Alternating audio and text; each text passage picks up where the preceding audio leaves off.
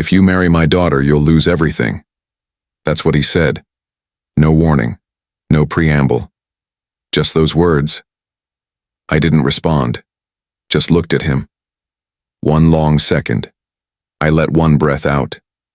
Calm. Quiet. Then I reached for my cufflink. One. She gave me, slid it off, pocketed it. Only then I turned the photo on the end table, one of him and his daughter face down.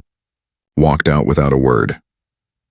My name is Reed Callahan, 38, Senior Director of Strategic Ops at Halberd Corporation. I know the weight of silence. I know what control looks like when it wears a smile. We weren't in a hallway. He called me into the groom's lounge 20 minutes before the ceremony, closed the door, poured a drink, didn't offer me one. He adjusted his cufflinks like he was confirming a board vote, then sipped. He walked to the window, drew the curtain slightly, checked the reflection, not the view. You can still walk, he said. I'll handle the guests. She'll forgive you eventually. The hallway outside the chapel is lined with brass sconces and tall windows. It's too quiet. Everything smells like cut flowers and polished wood. The carpet is thick, muffling every step. I pass a pair of servers arranging champagne behind a curtain. They pause mid-motion, then resume without looking up. I move past two ushers. One nods. The other avoids my eyes. He thinks I'll run. He thinks this was enough to break me. It wasn't. I check the preparation room. Empty. A bridesmaid says she stepped out with her mother. I nod once, keep walking, that's when I hear it. I just don't want Reed caught in the middle. If this investigation surfaces now, her voice breaks. I told Dad it's not just about us anymore. If they dig into what he did, then what? If Reed goes down with him? Silence. Her mother whispers, "Don't say anything more." I stop breathing for a second. Every syllable cuts. She doesn't know I'm here. I step back. Quiet. Measured. Back in the groomsman's room, no one speaks. I put on my jacket, straighten the shoulders. Slide a slim envelope into my inner pocket, just in case. Someone offers water. I shake my head. I see the cufflinks he gave me last Christmas in a velvet box on the dresser. I leave them. Use mine. The music starts. I step into the aisle. The guests rise. The air is heavy with perfume and tension. He's at the front. Hands folded, smiling for the cameras. He glances at me. Nods, slow. Calculated. I stop in front of him. He leans in like he's about to whisper something. I offer my hand instead. We shake. Cold. Perfunctory. No words. His other hand pats my shoulder. Brief. Possessive. I walk the last steps alone. A woman, in the front row, whispers something. Her husband touches her hand gently, like he's diffusing a charge. I catch a glimpse of an old friend from logistics watching too closely. Eyes narrow. He senses something's off. He's not wrong. A man, in the third row, lifts his phone to record. I look at the lens. Don't blink. She walks toward me. Measured steps. Chin high. Bouquet steady, but her eyes flicker once toward her father. Then back to me. She exhales through her nose before reaching the altar. Not nervous. Bracing. When I take her hand, there's tension in the fingers, but no pullback. We say the words. No tremor. No pause. We turn. Face the room. Polite applause. Flashes. Confetti at the exit. None of it reaches me. I don't know what he did. I don't know what she meant. But I know this. He made a move. Now it's my turn. They say trust is built in. Layers. But in my case, it started with a single handshake. 2 years before the wedding, I was promoted after closing a deal no one expected us to win. The contract was dense, government adjacent, high risk. I read every clause twice. The board applauded, but it was Leonard Whitmore, the CEO, who invited me into his office afterward, poured 2 bourbons and said, I like how you operate. He didn't smile when he said it. He respected efficiency, not charm. From that day forward, he looped me into everything. Budget briefings, external audits, strategy dinners. He never used the word mentorship, but the board started calling me his right hand. The jokes came next. About how I spent more time at his house than his daughter did. They weren't wrong. Her name was Eliza. We met in one of those strategy dinners, officially. But I'd seen her before. Quiet, reserved. Stayed. Out of the spotlight, even in her own home. She worked in sustainable operations, Halberd's green arm. A department her father didn't think much of.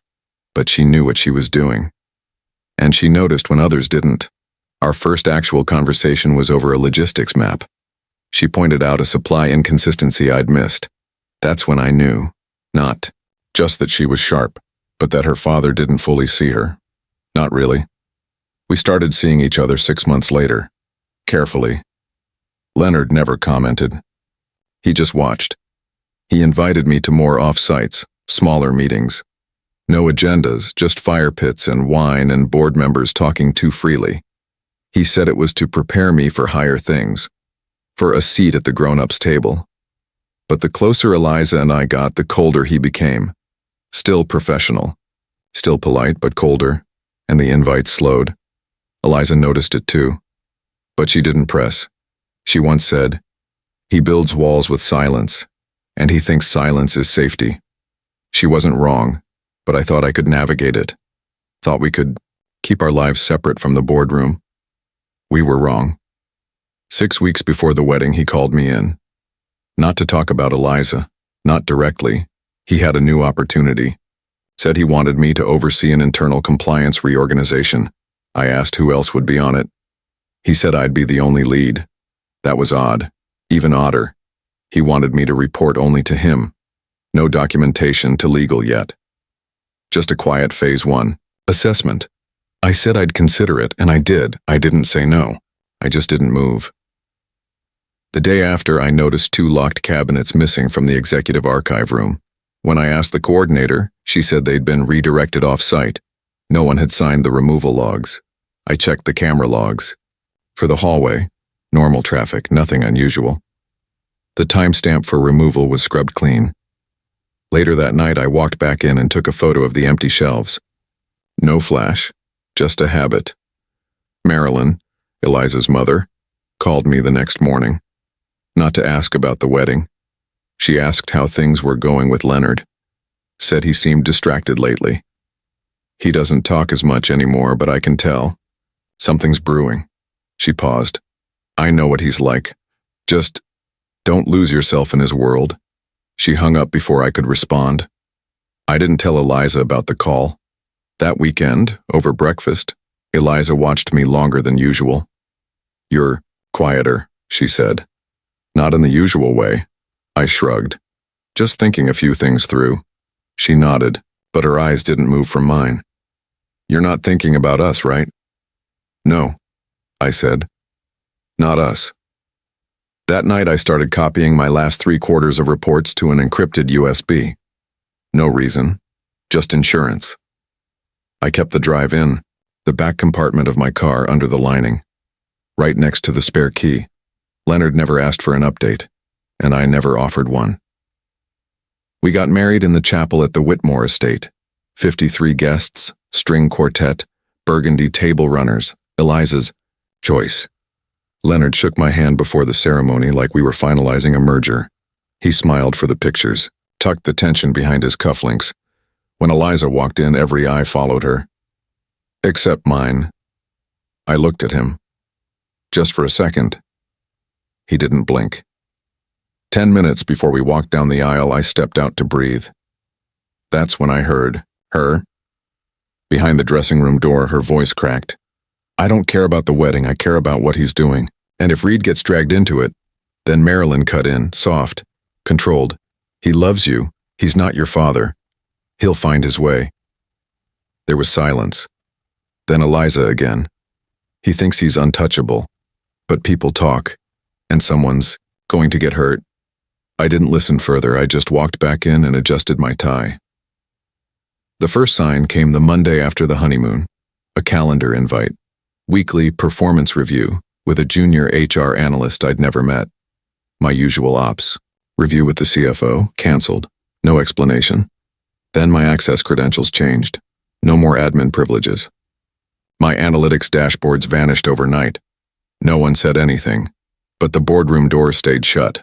I still showed up early, still reviewed contracts, still took notes. Silence is a language. I spoke it fluently. 2 vendor contracts I'd negotiated disappeared from the shared drive. The legal department said the files had been reassigned to another reviewer. They didn't know who. I checked the metadata on a printed version I'd saved. Someone had replaced my initials with a partner's. From an outside firm, I hadn't been copied. My approval had been overwritten without a trace. That night I backed up every contract revision I could find, labeled them by timestamp, stored them in 3 locations. I didn't tell Eliza, not yet. The next week, a story hit the internal newsletter, Halberd's Ethics Initiative under quiet review. It was unsigned, 2 paragraphs, dry language, but the subtext was clear. Someone had triggered a compliance probe.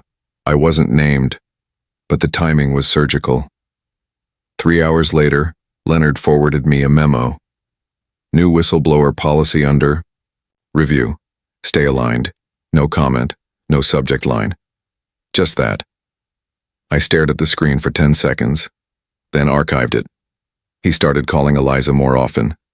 Late nights, closed doors. Conversations that stopped when I walked in. She'd say it was wedding catch-up. I didn't press, but she started asking subtle questions. About the board, about archived reports. I'm just curious, she said. But her eyes weren't curious. They were scared. That's when I knew. She didn't trust her father anymore, and he knew it. I found one invoice with a signature that didn't match anyone on the active register. When I brought it to legal, they shrugged. Must be old, they said. Ignore it. I didn't. I scanned it, checked the dates, cross-referenced shipment logs. Something was off. Someone was creating a paper trail in my direction. Carefully. Quietly. So, I made a new one. Mine. The subpoena came on a Thursday. A courier dropped it at reception, sealed, formal, cold. The receptionist called Leonard's office. 15 minutes later, his assistant walked out and asked me to step into conference room D. Leonard was already there, alone. He didn't look surprised. He looked rehearsed. They're opening a preliminary inquiry, he said. It'll blow over, but it'll touch a few files you've handled. He paused. If they reach out to you, be brief, stay aligned. I didn't respond. I just looked at the subpoena in his hand. It wasn't addressed to him. It was addressed to me. That night, I scanned every signed document from the last fiscal year, then cross-checked every line item that had passed through both our desks. A pattern emerged. 6 vendor approvals, all routed through systems I no longer had access to, but with my name still on them. Someone had preserved a version of me I didn't recognize. A digital ghost with a trail of liabilities, and the ghost looked guilty. Eliza came home late. She didn't speak right away. Then she said it. My mother asked me if you're safe. I didn't lie, but I didn't reassure her either. Instead, I showed her a folder with flagged transactions. She didn't read it, just held it in her lap. I don't know what my father's done, she whispered, but whatever it is, you can't go down for it. I didn't answer. I just locked the folder back in the drawer. I didn't sleep much that weekend. Instead, I went back through every flagged transaction, cross-checked vendor addresses, rebuilt the chain of custody on 2 contracts. By Monday morning, I had a folder, not complete, but enough to raise questions. I didn't send it through internal channels. I printed it, put it in an unmarked envelope, dropped it in a secure mailbox outside the Department of Financial Oversight. No return address. No note. Just timestamps, signatures, discrepancies. Let the paper speak. The next morning, I booked a consultation with a former SEC compliance officer. Cash only. No names. He read the files in silence. Didn't ask why I had them. After 20 minutes, he said, "You're not wrong, but you're not clean either." I said nothing. He closed the folder, slid it back across the table. "Document everything. Make no assumptions. And if they call you in, say as little as possible. Then..." He stood and walked out. That same week, I updated my resume. Quietly, removed my current employer. Switched my references to first names only. Eliza didn't ask, but she noticed. "Are you planning something?" she asked one night. "Just thinking ahead," I said. She nodded, but she didn't look relieved. On Thursday, the internal memo went out. Pending audit review. Halberd's Q3 compliance records under examination. No names. No detail. But the list of projects affected? Every single one I'd managed. Someone had threaded me into the narrative without ever writing my name. The shamed silence in the office shifted. People started avoiding eye contact. Meetings I usually led were postponed. By Friday afternoon, my parking spot was reassigned. An intern handed me a new access badge. Temporary. No explanation. When I walked past the executive suite, Leonard's door was shut. His assistant wouldn't look up. He wasn't hiding. He was positioning, and I was already on the other side of the glass. That evening, Eliza came home with questions. Her mother had called. A friend from the university board had asked about some noise involving her husband's firm. I didn't deny it, but I didn't confirm anything either. "I need to know," she said. "Is this going to touch us?" I thought about it. "Then," I said, "only if I play it wrong." She didn't press further. She just sat beside me, silent. We both knew that was the most trust I could offer her, for now. Monday morning, legal called me in. No pleasantries, just a printed PDF. "Preliminary findings indicate irregular authorizations originating from your login credentials," they said. I read the document. 3 transactions, all signed with my name. None of them mine. "We're not accusing you," they added, "but we're required to cooperate." I didn't argue. I just asked for a copy. That night, I received an encrypted email from someone I'd mentored years ago, now working in compliance. Off the record, it said, "Your name came up in the preliminary brief. Leonard's isn't in it. No attachment. Just that." He didn't have to say more. Someone had built the narrative. Carefully, legally, and left the real signature off the page. I spent the night scanning old messages. One stuck out. 6 months ago, Leonard had forwarded a vendor introduction. "Run this through the system, I'll approve after." But his name never showed on the approval path, mine did. It was subtle. Surgical. I copied it. Flagged it. Saved it offline. No retaliation, no noise. But if this was chess, he'd just moved his queen. On Wednesday, I booked a storage unit under an alias, rented for 6 months, paid in cash.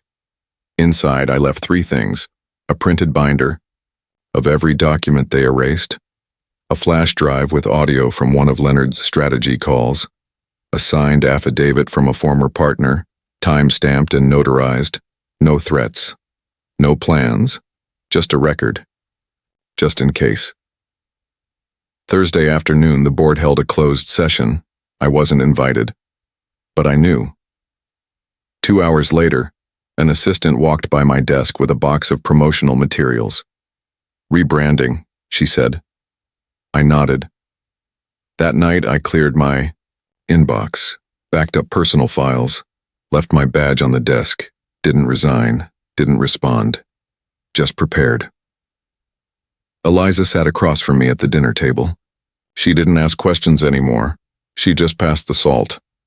That silence, that mutual understanding of distance, felt heavier than any argument.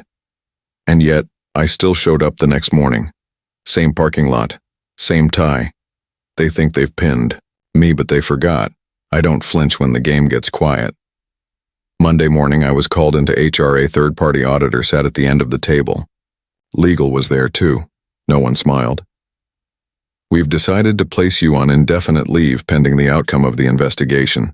They used terms like neutral action and procedural fairness, but the badge I handed over was final. No. Goodbye email. No escort. Just a white envelope with my name on it and a contact for follow-up. I walked out without a word. Later that week, Leonard called.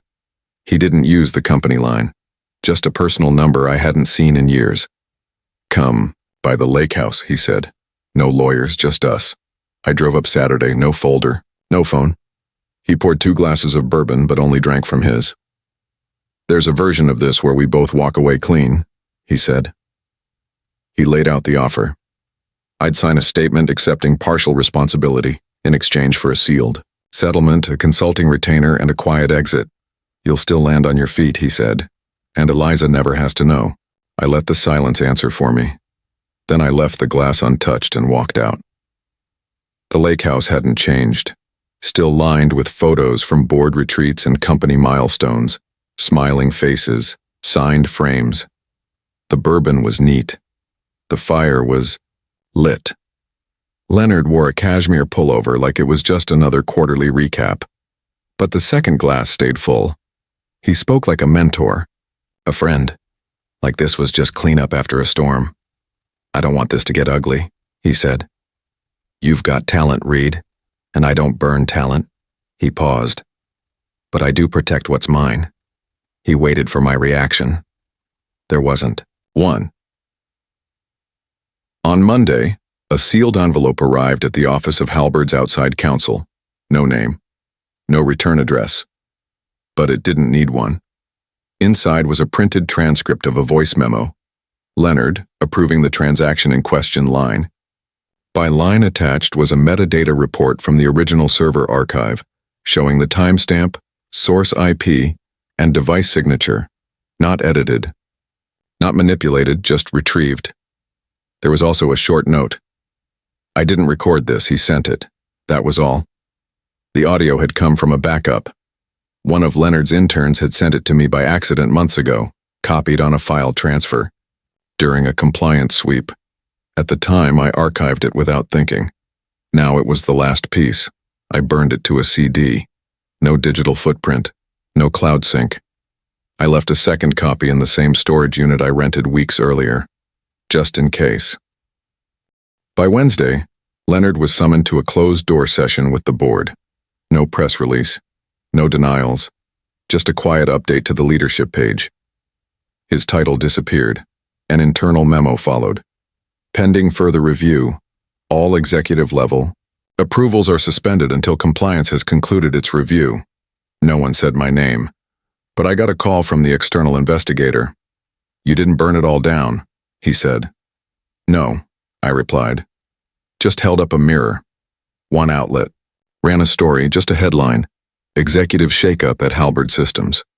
The article was vague, but the comments weren't. Former employees, anonymous insiders, quiet nods. The story wouldn't go viral, but the right people were reading. That night, I stood in the hallway outside our bedroom. Eliza was asleep, the door half open. Her wedding dress still hung in the corner, pressed, preserved, untouched since that day. In the doorway, I thought about the first time Eliza took my hand at a holiday dinner. Her father watching. Her grip was steady, like she knew exactly what she wanted. I wasn't about to make her doubt that choice now, not because he deserved silence, but because she deserved peace. I could have exposed Leonard in public, made him a headline, a cautionary tale, but that would have dragged her name into it too, so I chose differently. Not to protect him, to protect what mattered. I could have burned everything down. I whispered. That's why I didn't. I didn't stay at Halberd. Didn't ask for a letter of recommendation. Didn't touch the severance offer. 6 weeks later, I joined a defense consulting firm across the river. Quieter office, better pay. They asked no questions, only wanted results. I didn't bring the wedding photo. Didn't need to. Eliza didn't ask for details. She didn't need to. We moved into a smaller house, closer to her clinic. Fewer windows. Fewer eyes. There's a tree outside my office window. I sit near it sometimes, watch the branches move when the wind is strong but not loud. Most days I get in early. Coffee, logs, field reports. I use a different brand of pen now. Same model of watch, same wedding band. I kept the envelope, still sealed. Still in the safe. Maybe one day I'll burn it. Not yet. Every few weeks I meet an old friend from logistics. We nod. We drink. We say nothing about the ceremony. He knows what I carried. He knows what I left. Once I saw Leonard outside a Senate building. Gray suit. No entourage. No cameras. He looked thinner. Angrier. But still composed. He saw me. He didn't flinch. Didn't speak. He knew what I knew. That if I ever told the full story about the manipulation, the misdirection, the digital signatures and anonymous accounts, he'd never walk into another boardroom again. But I didn't. I won't. Not unless I have to. A few months later, I got a letter from his attorney. It wasn't a threat. It was a settlement offer. Quiet. Comprehensive. Retroactive to the fiscal year I was let go. I didn't respond. Eliza made lasagna that night. We ate in the backyard. The radio played something. Soft. The stars were clear for once. Later I walked into my study, closed the door, sat at the desk, took out a piece of stationery, heavy, textured, and wrote a single sentence. Folded it, slid it into an envelope, left it unsigned. I placed it next to the sealed one, closed the safe, turned the key. He didn't ask questions, didn't mention the investigation, just said, "You always carried more than they knew." Then he nodded once and left. I didn't follow. I didn't need to. Sometimes dignity sounds like silence.